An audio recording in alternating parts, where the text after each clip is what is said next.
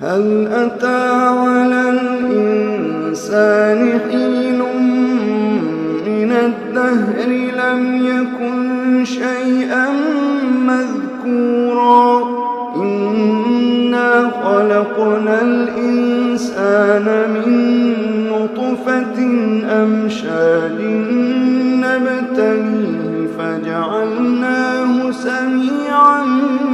بصيرا إنا هديناه السبيل إما شاكرا وإما كفورا إنا أعتدنا للكافرين سلاسل وأغلالا وسعيرا إن الأبرار يشربون من كأس كان مزاجها كافورا عينا يشرب بها عباد الله يفجرونها تفجيرا يوفون بالنذر ويخافون يوما كان شره مستطيرا ويطعمون الطعام على حبه مسكينا ويتيما وأسيرا إنما نطعمكم لوجه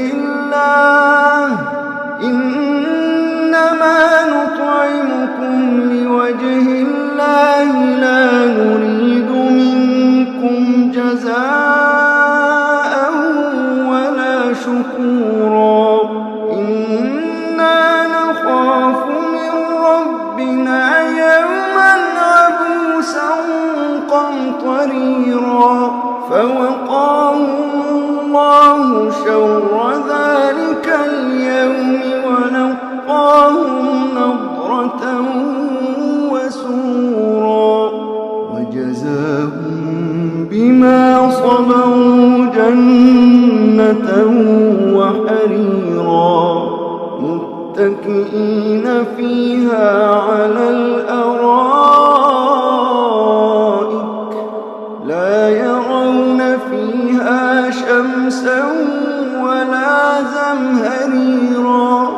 ودانية عليهم ظلالها وذلت قطوفها تذليلا ويطاف عليهم بآنية من فضة وأكواب كانت قواريرا من فضة قدروها تقديرا ويسقون فيها كأسا كان مزاجها زنجبيلا عينا فيها تسمى سلسبيلا ويطوف عليهم ولدان مخلدون إذا رأيتهم حسبتهم لؤلؤا منثورا وإذا رأيت ثم رأيت نعيما وملكا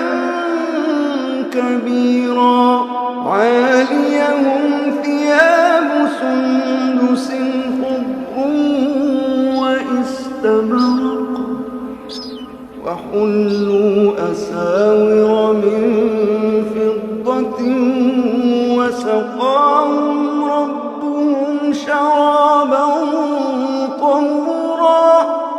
إن هذا كان لكم جزاء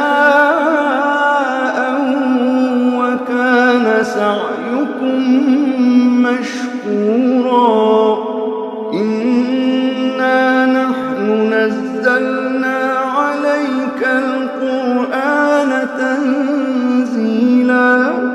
فاصبر لحكم ربك ولا تطع منهم آثما أو كفورا واذكر اسم ربك بكرة وأصيلا ومن الليل فاسجد له وسبحه ليلا طويلا إن هؤلاء يحبون العاجلة ويذرون وراءهم يوما ثقيلا نحن خلقناهم وشددنا أسرهم وإذا شئنا بدلنا أمثالهم تبديلا إن هذه تذكرة فمن شاء اتخذ إلى ربه سبيلا وما تشاءون